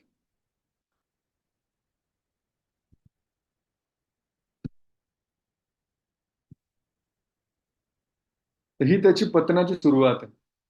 भलेही आधी त्याला खूप भक्तीची संस्कार भेटले होते, पण एक जसं हायवेमध्ये लिहिलं असतं ना, नजर हटी दुर्घटना घटी. तर इथे अजामिलची नजर थोड्या वेळासाठी विचलित होते आणि तो हे दृश्य बघतोय, त्याचं मन भटकायला लागतं. म्हणून असं म्हणतात की मन एव मनुष्यानां कारणम बंध मुक्तयो. हे जे मन आहे हे आपल्या बंधनाचं आणि आपल्या मुक्तीचं कारण आहे. मनाचे नियंत्रण सुटले की जीवनाची दिशा बदलू लागते. आध्यात्मिक मार्गाने निघालेला अजामिल आता त्याच्या जीवनाची दिशा बदलतो. आता त्या वैश्याशीच लग्न करतो आणि वैश्याशी लग्न केल्यानंतर आता त्याचं भौतिक जीवन चालू होतं, भोगमय जीवन चालू होतं. सगळं भक्ती जीवन संपलंय आणि आता तो भोगमय जीवन आरंभ करतोय. आणि ह्या जीवनामध्ये आता तो फक्त फक्त त्या वैश्याला जे काही पाहिजे ते सगळं द्यायला तयार. पुत्र प्राप्ती व्हायला लागते. आता एक दोन तीन अशा अजामिलचे भरपूर पुत्र निर्माण होतात. आणि ही वैश्या नेहमी त्याला ज्या काही तिच्या मागण्या ती करत राहते आणि तिच्या मागण्या हळूहळू वाढायला लागतात. आणि अजामिल जो एक ब्राह्मण आहे, अतिशय सुसंस्कृत आहे, पण तो सुद्धा तिच्या सर्व इच्छा पूर्ण करू शकत नसल्यामुळे त्याला खूप साऱ्या धनाची आवश्यकता आहे. आणि धन प्राप्त करण्यासाठी सर्व प्रकारचे नियम तोडायला लागतो. पाप म्हणजे काय? पाप म्हणजे व्यक्ती जेव्हा आपलं कर्तव्य करत नाही किंवा आपल्या कर्तव्याच्या बाहेर जाऊन काहीतरी करतो, त्याला पाप म्हणतात. ब्राह्मणाचं कर्तव्य आहे की त्याने धर्माप्रमाणे जगावं, खोटं बोलू नये, दुसरी संपत्ती घेऊ नये, आज जेवढं लागते तेवढंच संचय करावा, उद्याचा विचार करू नये, विद्या द्यावी पण त्याच्या बदल्यामध्ये कोणत्या प्रकारचं धन स्वीकार करू नये. पण अजामिल हे सर्व आपली कर्तव्य सोडतो आणि आता चोऱ्यामाऱ्या करायला लागतो, दरोडे टाकायला लागतो, लोकांची खून करायला लागतो आणि पर संपत्ती लुटून आता त्या वैश्याच्या इच्छा पूर्ण करायला लागतो. असं अजामिलचं पूर्ण आयुष्य ही त्या वैश्याच्या सेवेमध्ये जातं. त्याची अनेक पुत्र उत्पत्ती झाली आहे. पण शास्त्रामध्ये एक कहाणी पुराणांमध्ये की जेव्हा अजामिल अतिशय या सर्व कुकृत्यांच्या आहारी जातो, एक दिवस अजामिलच्या गावामध्ये काही ब्राह्मण येतात आणि ब्राह्मण गावामध्ये प्रवेश करताना विचारतात, लहान मुलं खेळत असतात, त्यांना विचारतात की अरे, आम्हाला भिक्षा करायची आज, म्हणजे आज जेवणाची व्यवस्था आमची कुठे नाही, इथे कोणा ब्राह्मणाचं घर आहे का जिथे आम्ही भिक्षा मागू शकू? आता ते मुलं खेळत असतात, त्यांना वाटतं की ह्या साधू महाराजांची काहीतरी आम्ही थट्टा केली पाहिजे. आणि थट्टा मस्करी करण्यामध्ये मुलं सांगतात की तिकडे जा समोर, तिकडे एक अजामिल नावाचा एकदम प्रख्यात ब्राह्मण आहे, त्याच्याकडे तुम्ही भिक्षा मागा. आणि साधू त्या गावामध्ये नवीन असतात, तर ते जातात त्या अजामिलच्या घराकडे, जाऊन दरवाजा ठोठवतात. तर अजामिलची पत्नी दरवाजा उघडते आणि त्या ब्राह्मणाला जेव्हा बघते, साधू संतांना सांगते की काय सेवा, ते म्हणतात की आम्ही भिक्षा करण्यासाठी तुमच्याकडे आलोय आज. तिला समजतं की काहीतरी गैरसमज झालाय. हे ब्राह्मण एका ब्राह्मणाच्या घरीच भिक्षा करतात. तर आम्ही, माझे पती असतील ब्राह्मण, पण सध्या ते काही ब्राह्मण बिम्मण काही नाही. ती भलेही कुकृत्यांमध्ये पण प्रामाणिक होती. तिने सांगितलं की तुमची काहीतरी गैरसमजूत झाली, कोणतरी तुमच्यासोबत थट्टा केली आहे, हे घर काही स्वच्छ शुची ब्राह्मणांचं नाही. त्यांना समज तिला काय म्हणायचं होतं. आणि जी सगळी घरातली अवस्था कोण ते ब्राह्मणांना, त्या वैष्णवांना समजतं की खरंच कोणतरी आमच्यासोबत थट्टा केली. पण ते विचार करता इथपर्यंत आपण आलोच आहे. संत म्हणजे काय? अनुग्रहा यह चरंती नून भूतानी भव्यानी जनार्दनस्य. भगवंतांची भक्त हे विहार का करत असतात, इकडे तिकडे फिरत का असतात? धन जमा करण्यासाठी नाही, त्यांची एकच इच्छा असे, अनुग्रहाय हे चरंती नून. हम्म? ह्या जगामध्ये लोक सुख प्राप्त करण्यासाठी खूप प्रयत्न करत असतात, पण सुखाच्या बदल्यात त्यांना दुःखच मिळत असतं. ह्या लोकांना ज्ञान देण्यासाठी, ह्या लोकांना भक्ती मार्गाचा रस्ता दाखवण्यासाठी संत भटकत असतात. हे संत तिला विचारतात की ठीक आहे, चूक भूल करून आम्ही इथे आलोय, पण हा तुमचा लहान मुलगा आहे का? म्हणजे हा हा आमचा लहान मुलगा आहे. याचं नामकरण केलं आहे का? अतिशय छोटा मुलगा असतो तो. तिथे अजून याचं नाव ठेवलेलं नाही. तर ठीक आहे, एक भिक्षा तुम्ही आम्हाला द्या, याचं नाव आम्ही सांगतो त्याप्रमाणे ठेवा. तेव्हा ती विचारते काय नाव ठेवू? तर काय नाव सांगतात ते? नारायण असं नाव ठेवा. आणि ती वैश्य स्वीकार पण करते, आणि ते वैश्य तिथून निघून जातात. ही एक पुराणामध्ये कथा आहे, भागवतामध्ये त्याचं वर्णन नाही, पण पुराणामध्ये एक कहाणी सांगितली आहे. आता हा अजामिल म्हातारा झालाय, इतका म्हातारा झालाय की आता जवळपास तो 88 वर्षांचा झालाय. 88 वर्षाचा झालाय आणि त्याला अजूनही लहान मुलगा आहे. प्रोपट म्हणतात की कल्पना करू शकतात तुम्ही की हा किती काम वासनेच्या आहारी गेला होता. 88 वर्षापर्यंत सुद्धा तो आपल्या वैश्य पत्नीसोबत संबंध ठेवत होता, आणि त्याची लहान लहान मुलं अजूनही होती, आणि त्यातला एक लहान मुलगा, त्याचं नाव नारायण होतं. जेव्हा अजामिल मृत्यूशय्येवर पोहोचतो, आता त्याने आयुष्यावर खूप सारी पाप केली आहेत, खूप सारे आपल्या कर्तव्यांचं उल्लंघन केलंय, पूर्ण ब्राह्मण धर्म तो भ्रष्ट झालाय. त्याचे सगळे पाप कर्म बघून जेव्हा तो मृत्यूशय्येवर पडला असून जेव्हा त्याचा अंतिम समय येतो 88 वर्षाचा असताना, तेव्हा त्याच्या आत्म्याला जाण्यासाठी कोण येतात? यमदूत येतात. आणि हे यमदूत येऊन अजामिलचे जे प्राण आहेत आणि त्याचं जे सूक्ष्म शरीर आहे, हे त्याच्या स्थूल शरीरामधनं बाहेर खेचू लागतात. त्याचे तुम्हाला मी चित्र दाखवेन, एक मिनिट.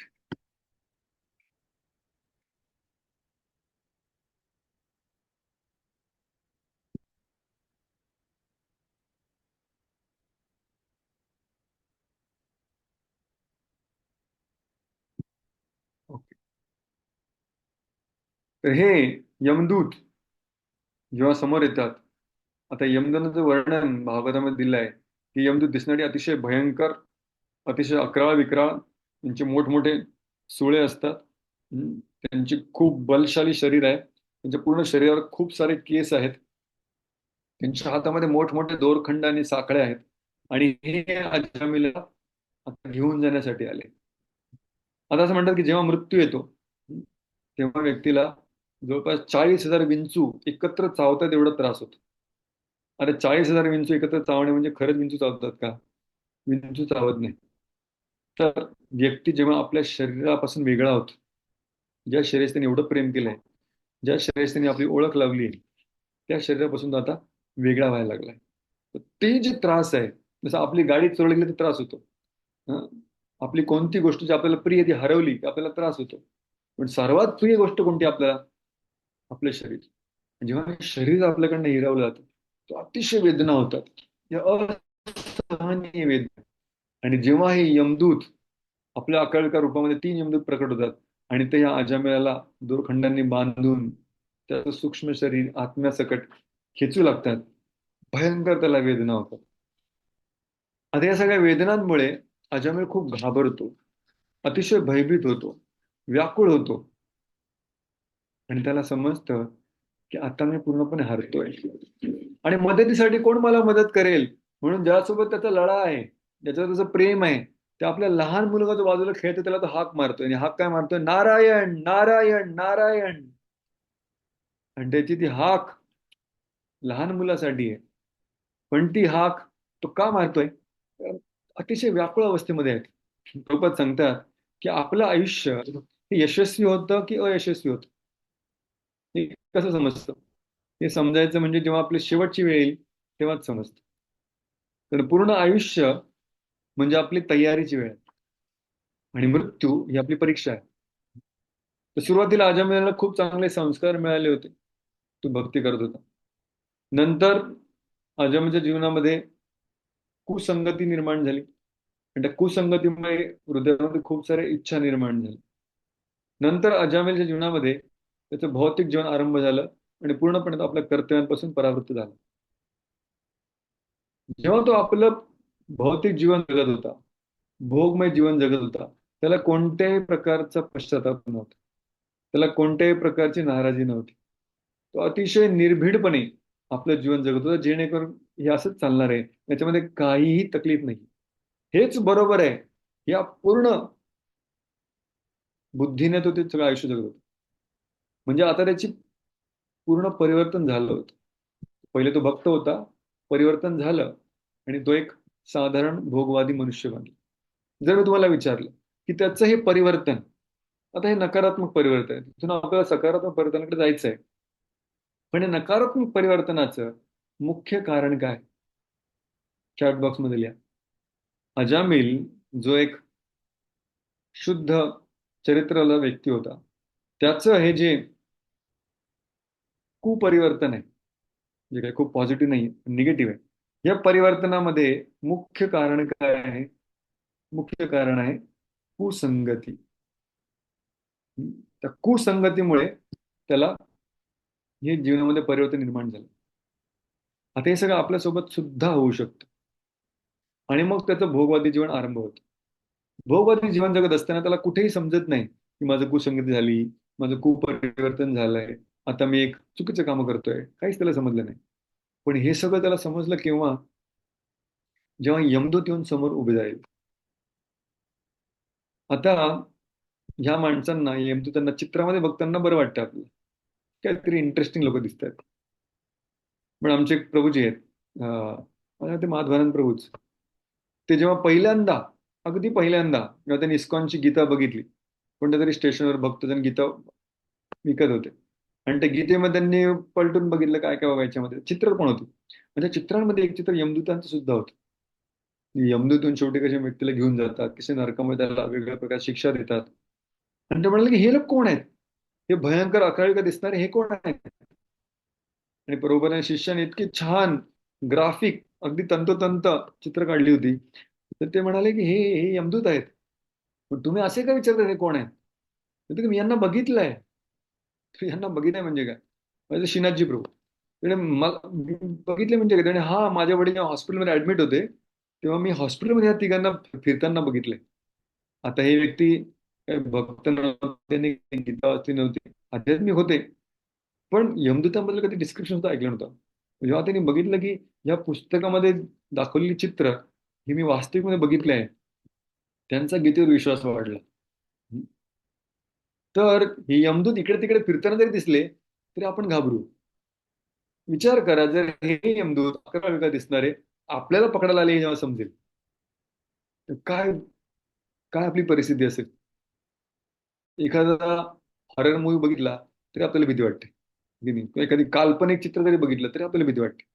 पण हे वास्तविकपणे जेव्हा आपल्यासमोर येऊन उभे राहतात आणि आपल्याला नरकाच्या दिशेने घेऊन जायला आलेत, आणि त्यांच्या पूर्ण दोरखंडाने आपल्याला बांधून घेऊन जातात, त्याचे हात पाय बांधायला लागतात यमदूत, आणि अजामिल आता तू नरकात जायचंय.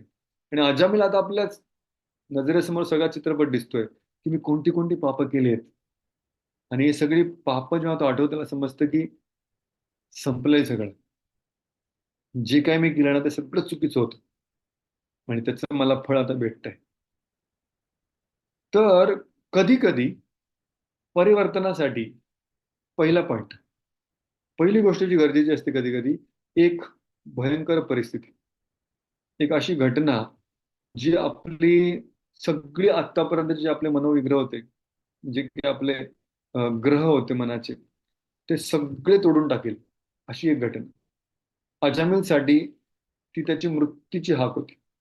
यमदूत जेव्हा त्यासमोर उभे राहिले आणि त्याला यमलोकात घेऊन जाणार होते, ही परिस्थिती अजामिलसाठी परिवर्तनासाठी महत्वाची होती. का? कारण अजामिलला तेव्हा समजलं आतापर्यंत मी जे काही करत होतो हे चुकीचं होतं. परिवर्तन होण्यासाठी हे समजणं फार गरजेचं आहे की जे मी आतापर्यंत करत आलोय ते चुकीचं आहे. त्याच्याबद्दल आपण गजेंद्र कहाणीमध्ये अतिशय सखोल विचार केला. ऍक्सेप्टन्स, स्वीकार करणं, कसं आपण पुढे पुढे जात असतो. तर अजामिलला हे एका घटनेमध्ये झालं. एका घटनेमध्ये त्याला समजलं की मी जे काही केलंय ते चुकीच्या मार्गाने केलं, इथून मला पुढे सरकणं गरजेचं आहे, किंवा माझ्या हातून खूप मोठी चूक झाली. ठीक आहे? तुझ्या किती लोकांनी कधी चूक केली आहे, पण मान्य करण्यासाठी थोडं काय म्हणतात त्याला, पुढे मागे होऊन मान्य करण्यात थोडा वेळ लावला. अशी किती लोक आहेत की चूक केली, पण विचार आपण लगेच चूक मान्य केली नाही, पण चूक मान्य करण्यासाठी किंवा कबूल करण्यासाठी थोडा वेळ लागला. अशी किती लोक आहेत? भरपूर आहेत. ओके. थँक्यू लीना माताजी, संगीता माताजी, दीप्ती माताजी, गणेश प्रभू, सुमिती माताजी, अर्चना माताजी, अश्विनी पू, रेणुका माताजी, थँक्यू. तुम्ही सांगेल एकदा, मी जेव्हा मेडिकल कॉलेजमध्ये होतो, सेकंड इयरला, थर्ड इयरला असेल, थर्ड इयर पार्ट 1, त्याच्यामध्ये आमची ऑफ्थॅल्म म्हणजे नेत्रचिकित्साचा पण एक विषय असतो. आणि त्याच्यामध्ये आम्ही तेव्हा माझे भक्त मला म्हणाले की प्रभूजी, तेव्हा मी नवीन नवीन भक्तीमध्ये आलो होतो, ते म्हणाले आपल्याकडे दिल्लीला आपण एक कॅम्प करणार आहोत, भक्तिनाथ हॉस्पिटल तर्फे एक कॅटरॅक्ट मोतीबिंदूचा कॅम्प होणार आहे, आणि रोज आपण 600 पेशंटला चेक करणार आहे, आणि रोज जवळपास 150 ऑपरेशन होणार आहेत. तिथे आपल्याला डोळ्याचं ऑपरेशन करण्याचा चांगला एक्सपिरियन्स पण मिळेल, खूप सारं एक्सपोजर मिळेल. आपण त्या कॅम्पला जाऊया. म्हणाला अरे कॉलेज चालू आहे, प्रॅक्टिकल चालू आहे, आपण कसं काय जाऊ शकतो सोडून? सुट्टी बिट्टी काही नाहीये, 7 दिवस कोण जाईल कॉलेज सोडून? ते म्हणाले आपण शिकण्यासाठी तर चाललोय ना. पण विचारायला तर सोडणार नव्हते आम्हाला, तर आम्ही कॉलेजला न सांगता आम्ही कॅम्पला निघून गेलो. आता कॅम्पला जेव्हा आम्ही गेलो, 7 दिवस तर खूप सारं एक्सपोजर मिळालं, खूप साऱ्या गोष्टी शिकलो आम्ही, आणि आम्हालाही कॉन्फिडन्स आला की आपण पण पेशंट ट्रीट करू शकतो. पण परत आल्यानंतर मात्र समजलं की त्यामध्ये 3 प्रॅक्टिकल होऊन गेले होते. आता 3 प्रॅक्टिकल झालेत, आणि आता वर्ष संपत आलं होतं, सगळ्यांना आपले प्रॅक्टिकलचे जर्नल सबमिट करायचे होते, आणि आम्ही सबमिट केले. पण जर्नल सबमिट करण्याआधी प्रत्येक प्रॅक्टिकलची त्या त्या शिक्षकाकडनं सही होते की बाबा याने प्रॅक्टिकल अटेंड केलं, याला समजलंय. आमच्या या 3 प्रॅक्टिकलची सह्या काही नव्हत्या, खास करून माझी नव्हती. तर मी विचार केला की आता काय करणार. समोर समोर जाऊन सांगितलं की आम्ही नव्हतो आलो, तर ते मार्क कमी करणार. त्यापेक्षा त्या शिक्षकांची आपण सही मारूया. आणि थोडा कलाकार होतो, कोणाची सही कॉपी करण्यासाठी सिंपल होतं माझ्यासाठी. तर विचार केला की ठीक आहे ना, काय कोण ओळखणार आहे, म्हणजे आपण कलाकार आहे, भरपूर कामं केली आपण. आणि आम्ही तिथे सह्या मारली. आता आम्ही ते जर्नल सबमिट केले, सगळं काही झालं. 2 दिवसांनी डिपार्टमेंटचा फोन आला की तुमचं नाव हे आहे, तुम्हाला HOD, हेड ऑफ द डिपार्टमेंटने बोलवलंय. आता मला समजलं की काय झालं असेल. आणि मी जेव्हा head of the department madam होत्या, अतिशय चांगले डॉक्टर होते, ते खूप सिनियर होते. त्यांच्यासमोर जेव्हा मी कॅबिनमध्ये जाऊन बसलो आणि मी बघितले की माझे जर्नल, माझी प्रयोगाची वही तिथे त्यांच्या समोर ठेवलेली होती, आणि ते म्हणाले खरं सांग, किती प्रॅक्टिकल आला होतास, किती प्रॅक्टिकल नव्हता आलास? नाही मॅडम, मी सगळे प्रॅक्टिकल अटेंड केले. मग त्यांनी हळूहळू ती नोटबुक काढली. तर हे सगळे जे आहे ते सह्या आहेत, ते सगळ्या खऱ्या आहेत की त्याच्यातल्या काही खोट्या पण आहेत? आणि सगळ्या खऱ्या आहेत, सगळ्या आपल्या शिक्षकांकडूनच घेतल्या आहेत. मग त्यांनी दुसरी लिस्ट काढली. ते म्हटली ही आमची अटेंडन्सची लिस्ट आहे, ज्या दिवशी प्रॅक्टिकल झाले त्या दिवशी अटेंडन्स पण घेतला गेला होता, त्याच्यामध्ये तुमच्या सगळ्यांची अटेंडन्स पण आहेत. आता मला सांग, या सगळ्या सह्या खऱ्या आहेत की खोट्या आहेत? आता मला समजलं की आपलं पितळ तर उघडं पडलंय. पण त्यावेळी न कळत, म्हणजे अजूनही मला स्पष्ट आठवतो तो दिवस, मी त्यांच्या कॅबिनमध्ये बसलो आहे, टेबल समोर त्या इकडे बसले आहेत, प्रेमाने मला समजून सांगतात. पण त्यावेळी जेव्हा मला चूक कबूल करण्याची वेळ आली, याआधी मी बोलेल, मी खूप अतिशय अनकंट्रोलेबल, म्हणजे काही नियंत्रण नसताना मी रडायला लागलो, इतका रडायला लागलो की मला समजलं नाही मी एवढा रडतो काय. आणि मी जेव्हा रडायला लागलो तर मॅडम पण एकदम हे झालं की अरे याला एवढं काय झालं. आणि मग त्या पण येऊन गोंजारायला लागलं, म्हणजे काय प्रॉब्लेम काय, किती प्रॅक्टिकल अटेंड केली, किती नाही केले? सांगितलं मॅडम याच्यात 3 मी नाही केले अटेंड. ते म्हटलं हे पहिलेच मला सांगितलं असतं तर काय प्रॉब्लेम होता, बाकी तू सगळे दिवस अटेंड केलेत, पण तू रडतोय का? म्हटलं मला पण माहित नाही मी रडतोय का. मी का रडत होतो? इज्जत गेली म्हणून? कदाचित. पण स्वतःची चूक कबूल करण्यासाठी खूप ताकद लागते. हजार का अनुभव तुमच्या सगळ्यांचा पण असेल. कदाचित तुमचे की खूप सारे हरिश्चंद्र पण असतील, कधी काही चूक केली नाही, कधी कधी खोटे बोलले नाही.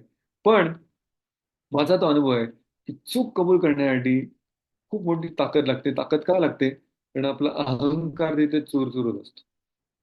परिवर्तन घडण्यासाठी कधी कधी ही खूप मोठी घटना गरजेची असते, जी आपल्याला नम्र बनवून जाते. आपला अहंकार तोडून जाते. जोपर्यंत नम्रता निर्माण होत नाही, तोपर्यंत परिवर्तन होऊ शकत नाही.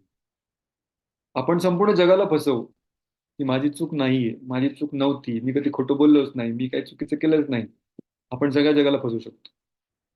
जेव्हा शाळेमध्ये शिक्षक आम्हाला विचारायचे, काही प्रश्न आहे का, कोणाला काही समजलं की नाही समजलं? आमचे एक सर होते 12वीचे, देशपांडे सर, फिजिक्स शिकवायचे आम्हाला. ते विचारायचे, समजलं का? समजलं तर हो म्हणा, नसेल समजलं तर बोटवर करा. त्यांची सवय होती.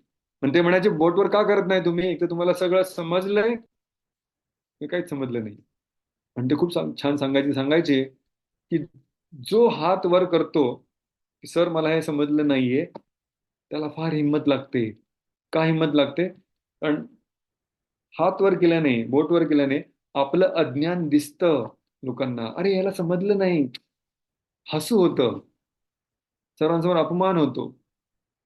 सर म्हणाले, जो बोट वर करतो ना त्याचं अज्ञान दिसतं, आणि जो बोट वर करत नाही ना त्याचं अज्ञान तसंच राहतं, म्हणजे ते कधी नष्ट होतच नाही. तर आपण याला त्याला खोटं बोलून, समाजासमोर आपली चूक झाकून आपण सर्वांसमोर एक चांगली इमेज तयार करत असू, पण त्यातनं आपलं जीवन कधी बदलणार नाहीये. आपण जीवनामध्ये आपल्या समस्या ज्या परत परत येत आहेत ना, त्यांच्या समाधानाची अपेक्षा नाही करू शकत. कारण भगवंत आपल्या सर्वांच्या जीवनामध्ये ज्या काही घटना किंवा घडामोडी घडून आणतायत, त्याच्या मागे खूप मोठी कारणं असतात, आहे की नाही? जर एखादा 10वीचा मुलगा आहे, जर तो 10वी पास झाला, चला चॅट बॉक्समध्ये पटकन उत्तर लिहायचं. जर 10वीचा मुलगा 10वी पास झाला, तर पुढच्या वर्षी कोणत्या इयत्तेचा तो पेपर लिहिल? 10वीचा की 11वीचा? साहजिक आहे प्रभूजी, 10वी पास झाला म्हणजे 11वीचा लिहिल ना. पण जर पुढच्या वर्षी त्याला परत शिक्षकांनी 10वीचाच पेपर लिहायला बसवलं, जर शिक्षकांनी त्याला पुढच्या वर्षी सुद्धा 10वीचाच पेपर लिहायला बसवल्याचा अर्थ काय? तो पास झालाय की फेल झालाय? मागच्या वर्षी फेल झालाय तो. जे त्याला शिकायचं होतं मागच्या वर्षी त्यातलं तो काहीच शिकला नाही व्यवस्थित, म्हणून त्याला परत तोच पेपर दिला जातो. आणि परत यावर्षी सुद्धा जरी तो शिकला नाही, दिलेली शिकवण, तर त्याला पुढच्या वर्षी सुद्धा परत तोच पेपर सोडवायला लागेल, तीच पुस्तक वाचायला लागतील. आपल्या जीवनामध्ये जर एखादी समस्या परत परत येत असेल ना, तर आपण समजलं पाहिजे भगवंत मला काहीतरी सांगण्याचा प्रयत्न करतायत, काहीतरी शिकवण्याचा प्रयत्न करतायत. मला माझ्यामध्ये काहीतरी परिवर्तन घडून आणणं गरजेचं आहे, नाहीतर मी पुढच्या पेपरवर जाणारच नाही. आणि म्हणून ह्या जगामध्ये प्रत्येक व्यक्तीची परिस्थिती वेगळी आहे. आपण कधीच आपल्या परिस्थितीत तुलना दुसऱ्याशी नाही करू शकत, है की नाही? प्रत्येकाच्या समस्या वेगळ्या आहेत, प्रत्येकाची चॅलेंजेस वेगळे आहेत. का? कारण आपल्या सर्वांमध्ये एक एक वैयक्तिक बदल घडवून आणण्याची जबाबदारी भगवंतांनी घेतली आहे. आणि भगवंत आपल्या सगळ्यांच्या जीवनामध्ये वेगवेगळ्या परिस्थिती टाकलेल्या सगळ्या परीक्षा आहेत, ज्याच्यातनं आपल्याला शिकायचं आहे. आणि शिकायचं काय? की आपला जो अहंकार आहे ना, तो छोटा करायचा, नम्र व्हायचंय, आणि स्वतःमध्ये काहीतरी चुकलंय हे स्वीकार करायचंय, आणि मग परिवर्तन घडून आणायचंय. तर अर्जुनासाठी जेव्हा यमदूत येऊन पुढे उभे राहिले आणि त्याच्या आत्म्याच्या शरीरातनं ओरबाडून काढू लागले, त्या ज्या वेदना होत्या ना, वेदना त्या फार असहनीय होत्या. त्या आपण फक्त कथेमध्ये वाचतो म्हणजे आपला अनुभव होत नाही. आपल्याला फक्त अजामिनंतर भगवत धामात गेला हेच दिसतंय, पण मध्ये ज्या वेदना झाल्या त्या दिसत नाही. आमचे एक सिनियर भक्त आहेत, अध्यक्षेश प्रभू, त्यांच्याकडून मी खूप काही शिकलोय. ते मला म्हणाले, प्रभूजी या जगामध्ये जितके नम्र व्यक्ती तुम्हाला दिसत आहेत ना, हे नम्र नाहीत, हे नम्र बनवले गेलेत भगवंतांद्वारे. जगात जोपर्यंत जीवनात परिस्थिती येत नाही तोपर्यंत आपण नम्र बनत नाही. पण कधी कधी भगवंत परिस्थिती आणतात सुद्धा, पण तरी सुद्धा आपण नम्र बनत नाही. का? कारण तो अहंकार मध्ये येतो. त्यामुळे भगवंतांना मग आणखी आणखी अवघड परीक्षा द्यावी लागते, जेणेकरून आपण जागे होऊ, जेणेकरून आपण शिकू, जेणेकरून आपण स्वीकार करू, खरंच मी जे आतापर्यंत करतोय ना ते चुकीचं आहे. जर आपलं सगळं काही व्यवस्थित चालत राहिले ना, तर आपण कधी स्वतःवर प्रश्न विचारणारच नाही. खूप वेळा आपण दुसऱ्यांच्या चुका काढत राहतो, परिस्थितीला दोष देत राहतो, पण स्वतःचं पण काही चुकलंय हे कधी विचार करत नाही. एक व्यक्ती डॉक्टरकडे गेली, डॉक्टरने विचारलं की काय दुखतंय? तो म्हटला, इथे पण दुखतंय, इथे पण दुखतंय, इथे पण दुखतंय, इथे पण दुखतंय, इथे पण दुखतंय, सगळीकडे त्याने हात लावतो, म्हटला सगळीकडे दुखतंय. डॉक्टर म्हटलं की अरे एवढ्या ठिकाणी दुखतंय, फार अवघड आहे याचं तर, किती याला त्रास असेल, ठीक आहे. पण थोडा वेळ बोलल्यानंतर डॉक्टरला समजलं याला डोकं नाही दुखत आहे, याचं नाक नाही दुखत आहे, याचं कान नाही दुखत आहे, याचं दात नाही दुखत आहे, याची काही हाडं नाही दुखत आहे. याला दुखतंय कुठे आहे? याचं बोट दुखतंय. तर कधी कधी आपल्यामध्येच काहीतरी गडबड आहे, तो प्रॉब्लेम नक्की कुठे आहे हे समजत नाही. एक बहीण होती, भावाकडे आली, म्हणाली, भावा मला वाचव. म्हटलं काय वाचव? कोणापासून वाचव? माझ्या सासूपासून वाचव. म्हटलं काय झालं, सासू काय करते तुला? म्हणजे फार खडूस आहे, किती नेहमी माझी चुकाच काढत असते, मला काही कॉपरेट करत नाही, काहीच सेवा करत नाही, आणि फार खडूस आहे. एक काम कर, तू फार्मासिस्ट आहे ना, अशी मला काहीतरी औषध दे ना, पॉयझनवालं, विष दे काहीतरी, मी तिला एकदा खाऊ घातलं त्या जेवणात टाकून, मरेल एकदाची म्हातारी. म्हटलं अरे बापरे, असं करू नकोस. अचानक जर म्हातारी मेली तर रिसर्च तर होईलच.